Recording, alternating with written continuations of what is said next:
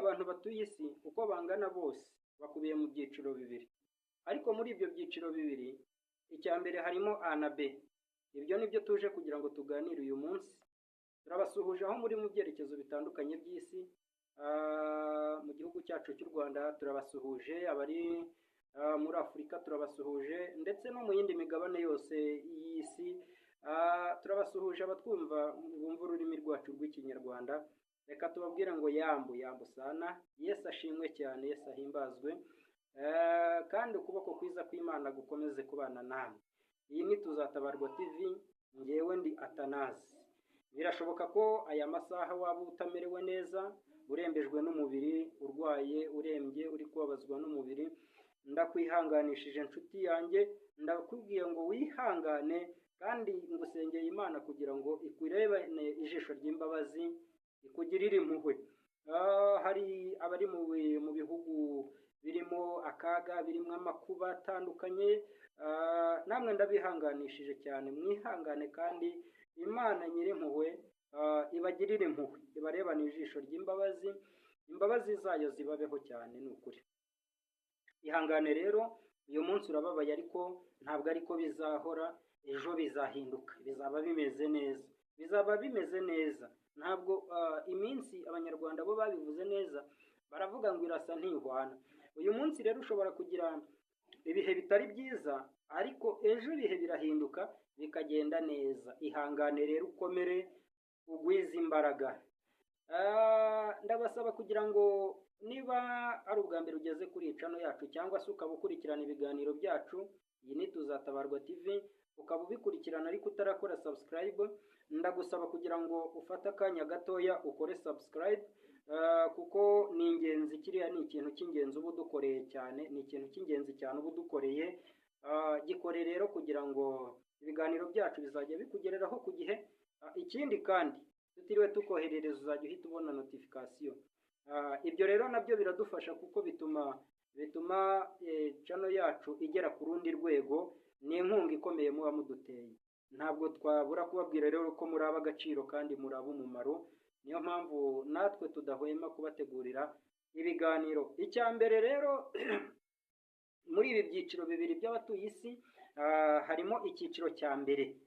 Icyo cyiciro nicyo nababwiye, kirimo A na B. Nibyo tugiye kuganiraho. Icyiciro cya mbere ni icy'abantu b'ingeri zose, barimo amoko menshi y'abantu atandukanye atuye isi. Abo ngabo, icyo cyiciro ni icy'abantu bakorera Satani, bakorera umubi, bakorera Sekibi. Muri iki cyiciro harimo A. Nababwiye ngo harimo A na B. Reka noneho tuvuge kuri A. Ni icyiciro cy'abantu bakorera Satani, ariko barabyiyemeje, bazi ibyo bakora, barabirahiriye, barabisinyira.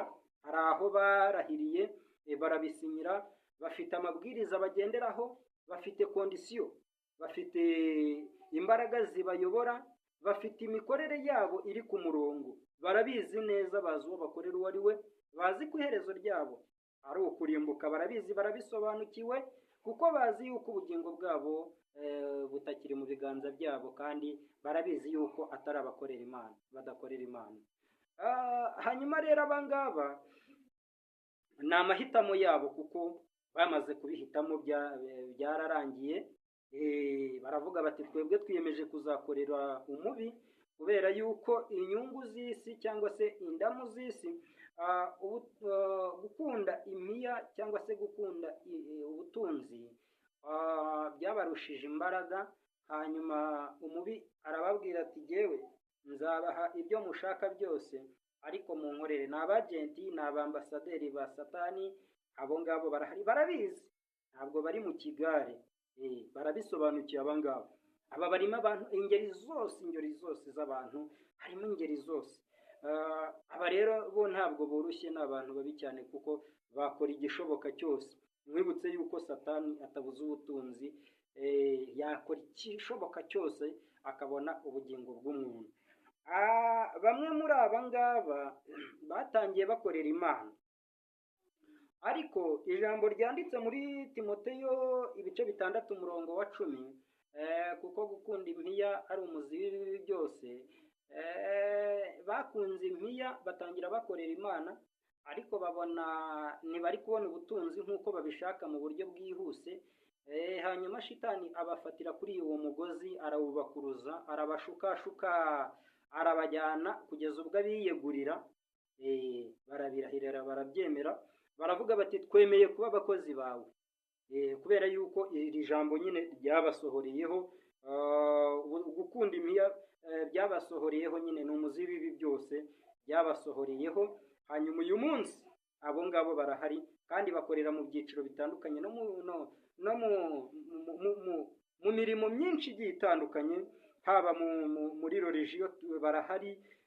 Barahari biyambitse ijambo ry'Imana, bavuga yuko ari abakozi b'Imana, ariko kandi nubwo bambaye uruhu rw'intama, imbere ni amasega. Bibiliya yagiye bavugaho cyane, biyambitse ijambo ry'Imana, baravuga bati tuzajya dukorera muri iryo. Bamwe ni abapasitori bakomeye, abandi ni abayobozi bakomeye, bafite ubushobozi mu by'ukuri. Icyiciro cya mbere rero kuri B, abangaba ni abantu bakorera Satani ariko batazi ibyo barimo, batabisobanukiwe. Navuga ko ari ba nyamukurikira izindi. Abangaba ntibagira amabwiriza bagenderaho.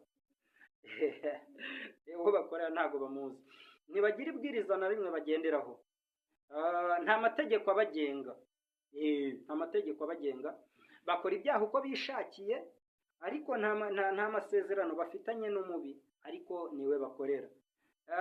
Hari inzira ebyiri gusa imbere y'umuntu, hari inzira ebyiri. Inzira ya mbere ni inzira ijyana abantu kurimbuka, iyindi ni inzira ijyana abantu mu bugingo buhoraho.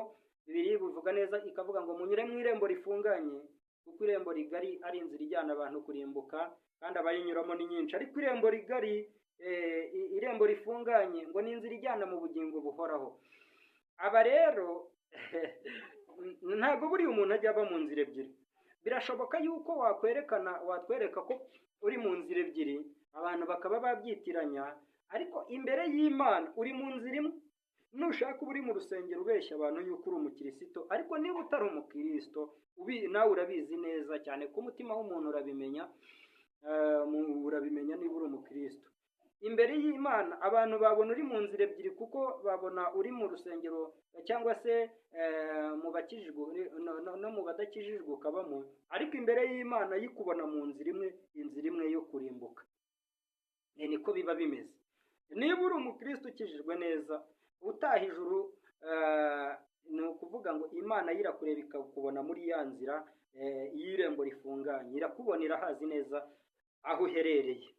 Abangaba rero barababaje, bateye agahinda, ni ba nyamukurikira izindi, bakora ibyaha uko bishakiye, ntibagira umutima ubahana, ndetse n'iyo umutima ubahannye bo ntibawemerera, ntibashobora kuwumvira. Abangaba bakora ibyaha banabigambiriye. Abangaba hari ibyaha Bibiliya yita ibyitumano, ibyo babikora babinywa nk'ababinywa amazi, barabigotomera. Wakwibaza ngo mbese ninde muntu udakora icyaha? Birashoboka ko wahita umbaza ngo ubundi ninde muntu udakora icyaha. Ndagira ngo nkubwire ngo udakora icyaha n'utari mu isi. Urugamba, umuntu wese uri ku rugamba, habaho kurasana no kurasanwa, no kuraswa. Umuririmbyi yararirimbye mu ndirimbo y'108, aravuga ngo genda umukristo nzahora ndiwe, mu ntambara ndasana n'ibyaha. Aravuga ngo mfite umugaba ni umwami Yesu, nituba hamwe nzahora nesha. Indirimbo nziza cyane y'108. Ubwo rero ni ukuvuga ngo umukristo ntabwo ari udakora icyaha, kuko Yohana yaranditse aravuga ngo bana bato nimukora icyaha haracyariho umurengezi. Haracyariho umurengezi, ntabwo muri abo kurimbuka, kuko hakiriho umurengezi. Umukristo rero ni umuntu yanga icyaha. Icyo ni icya mbere, ni umwanzi w'icyaha, barangana, kuko no ku rugamba mu ntambara arwana arasana n'ibyaha. Ariko aravuze ngo mfite umugaba ni umwami Yesu, nituba hamwe nzahora nesha. Niba rero ari ku rugamba rwo kurasana n'ibyaha, birashoboka yuko yakirasa nacyo uyu munsi kikamurasa. Ararasa, ariko habaho n'igihe cyo kuraswa. Gusa uyu nguyu aho atandukaniye n'abandi, kubera ko ari umwanzi w'ibyaha nyine. Iyo aramutse arashwe umutima uramurya, agira agahinda cyane, arababara, aravuga ati ndakomeretse ntandukanye n'umwami wanjye. Ibyo ubwabyo bikamutera agahinda n'umubabaro, byatuma akora n'ikintu cyose gishoboka kugira ngo yongere kwikuraho iki cyaha. Ariko utari umukristo udataha ijuru arasayisha agakora ibyaha uko yishakiye, nta n'ikibazo rwose, ntacyo bimubwiye. Uyu munsi arabikoresha akongera, nta na gahunda afite yo kubireka rwose, nta mutima umucira urubanza, nta mwanya ajya agira ngo avuge ati data umbabarire ariko kandi umpe n'imbaraga. Uyu ntabwo arabyarwa n'Imana kuko ntiyemereye Kristo. Birashoboka ko yamwemereye mu magambo ariko ntamuhe umutima we, ntihamwizeze umutima ngo yatuze akanwa. Aba rero barababaje kuri B. Aba ngaba nta ndahiro bafite, nta n'amategeko bagenderaho, nta mabwiriza bagenderaho, ariko gukora ibyaha barasayisha, ntacyo bibabwiye, babinywa nk'abanywa amazi. Aba bateye agahinda cyane, bateye umubabaro kuko bari mu nzira yo kurimbuka, ariko bamwe ntibanabizi, ntibasobanukiwe n'iby'inzira barimo, ni ukwigendera gutyo gusa. Aba barababaje. Icyiciro cya kabiri ni abantu, icyiciro cya kabiri ni icy'abantu bari mu isi, bagendera mu isi, batuye mu isi, bakorera mu isi, babyarira mu isi, ariko aba ngaba ntabwo ari ab'isi, ni abana b'ijuru. Ni abana b'ijuru, aba ngaba ni abakristo, ni abantu babyawe n'Imana, ni abantu bavutse ubwa kabiri, ni abantu bizeye Kristo, bamwizeza umutima, bamwatuza akanwa, baravuga ngo turamwizeye kandi tumwizeye nk'umwami n'umukiza. Aba ngaba Yohana yarabivuze, usomye mu butumwa bwiza uko bwanditswe na Yohana igice cya mbere 12, aha arabivuga neza. Aha rero aba ngaba ni abantu bafite amabwiriza meza yabo bagenderaho, barayubaha, bemera no kuyazira, bemera no kuba babizira, kubera yuko ngira ngo tubona urugero rw'abatubanjirije bagiye bemera kuzira uwo nguwo, bemera kuzira Kristo, bagiye bemera kuzira ibyo bizeye, bakavuga bati mutwice, ababwira kubabamba, Petero akavuga ati jyewe mu mbambe muncuritse kuko ntago nabambwa kimwe n'umwami wanjye. Bavuga yuko bagiye kubaca ibihanga, ba Stefano bakavuga bati mugikureho, mu gice mu kijyane. Ba Yohana bishwe baciwe ibihanga, ba Stefano batewe amabuye. Aba rero bizeye Kristo, abari mu magufa, abari mu maraso, ari mu misokoro, bari mwizeye, baravuga ngo nibiba ngombwa no kumuzira tuzemera tumuzire.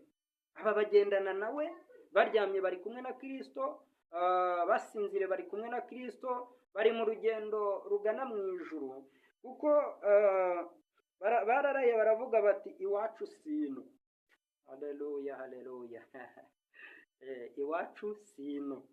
Umuririmbyi waririmbye aravuga ngo iwacu sino mubiri ubyumve nza gusiga, gutubeshya twe turabizi uzabura, naragutijwe ngo nkorera Imana, genda mubiri uzasigara.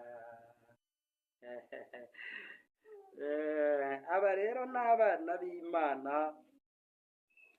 babyawe n'Imana ubwa kabiri. Aba babana n'Imana, barabirahiriye, barabyizera, baravuga ngo nibiba ngombwa ko tumuzira uyu mwami tuzamuzira. Baravuga ngo naho ndiho naho napfa nzemera mfe nziza umwami wanjye. Imana ishimwe cyane. Aba ni abana b'Imana. Ijambo ry'Imana riravuga ngo bakundwa, ubu turi abana b'Imana, icyakora uko tuzamera ntikurerekanwa, ariko icyo tuzi ni uko Yesu niyerekanwa tuzasa nawe. Aba bizeye kuzasana Kristo, aba bizeye kuzahindurwa, aba ngaba babyiyumvamo, bari fiyeri yabyo yo kuba ari abana b'Imana, birabanejeje, birabubahishije, niyo bagenda babyiyumvamo. Kuba ari abana b'Imana, ari abaragwa b'ijuru, ni ishema rikomeye cyane kuri bo, ni ishema, ni ikintu kiremereye cyane kuri bo, kubera yuko bafite ibyiringiro by'uko ntibatinya urupfu. Abangaba baravuga bati na nyuma y'urupfu tuzabaho, na nyuma y'ubu buzima twebwe tuzabaho, kandi bazi neza yuko bazabaho banezerewe. Abangaba n'iminsi yabo iriyongera, babaho neza, naho babura ubuzima ubutunzi bw'isi mu gihe batarabubona, cyangwa se n'aho babubura, abangaba bagwiza imbaraga, bahorana umunezero, bagira ibyishimo muri bo, kubera yuko Imana yabahaye ikintu cyitwa umwuka wera. Umwuka wera, umwuka wera rero abana nabo muri uru rugendo, muri ubu buzima, n'iyo bahuye n'ibibacogoza, umwuka wera arababwira ati no, mwicogora iwacu sino. Umwuka wera afata ibibazo bafite akabiterura akabikura kuri bo, ni balance iterura ibibazo akabikura kuri bo akabishyira hejuru mu kirere, mu gihe cyo gukurwaho igihe cyo gukurwaho kw'ibyo bibazo kitaragera, bo babigendera munsi, ntibibateye ubwoba, ntibibabuza gusinzira, ntibibahangayikishije, kuko baravuga bati mu isi si iwacu, nubwo tuyirimo ariko si iwacu. Umuntu uri iwabo rero bazi yuko nyine ntabwo ashobora kumera nk'utari iwabo. Barabizi yuko umuntu utari iwabo agira ibimuhagarika umutima, agira ibimurwanya, ibimuremerera biba ari byinshi cyane, ariko abo barabyihanganira kuko bazi yuko amaherezo igitondo kimwe bazahava bagataha, cyangwa se umugoroba umwe bazataha. Barabizi neza, bazi yuko hari igihe bazirirwa mu isi, ariko nyuma yaho gato batahe. Hari umuririmbyi wabiririmbye agakorasi keza kavuga ngo hari igihe tuzirirwa mu isi, nyuma yaho gato tugataha. Hari igihe tuzirirwa mu isi, nyuma yaho gato tugataha. Haleluya, haleluya. Aba rero ni abana b'Imana. Icyo ni cyo cyiciro cya kabiri. Ni abana b'Imana babyawe n'Imana ubwa kabiri, bafite Kristo nk'umwami n'umukiza, bamuzi nk'umurengezi wabo, bazi neza yuko ibibabaho byose ari iherezo ryabyo, bazi yuko ubu buzima bufite iherezo, kandi iherezo ryabwo barabuteguye, bazi neza yuko ari iherezo ryiza, bazagira iherezo ry'abakiranutsi, kandi uko niko kuri. Imana ishimwe cyane. Abari muri iyi si bose rero bakubiye muri ibyo byiciro bibiri, ariko icya mbere kirimo A na B. Wabyumvise neza? Wowe wumvise uri mu kihe cyiciro? Ngewe se ndi mu kihe cyiciro? Ngaho igenzura. Ni byiza yuko usanze uri mu cyiciro cy'abakorera umubi, wahita ufata gahunda, kuko Kristo aracyahari, ateze amaboko, aravuga ngo yemwe abarushye n'abaremerewe, nimunsange ndabaruhura. Mwizere Imana nanjye munyizere. Aravuga ngo mu rugo rwa Data hari amazu menshi. Uko niko yavuze ngo iyo adahaba mba mbibabwiye. Yiteguye rero kukwakira. Niba wari mu cyiciro cy'abakorera shitani, yiteguye kukwakira, ugahinduka umwana w'Imana, ukaba umuragwa w'ubugingo, ukaba mwisi ariko atari iwanyu, ukaba mwisi ariko yo itakurimo. Haleluya. Kristo yiteguye kukwakira. Hindukira uve mu nzira mbi urimo, ugaruke mu nzira nziza y'agakiza, maze nawe uzagira iherezo ry'abakiranutsi. Murakoze cyane. Imana ibaha umugisha. Mukomeze kubana natwe, turabakunda cyane.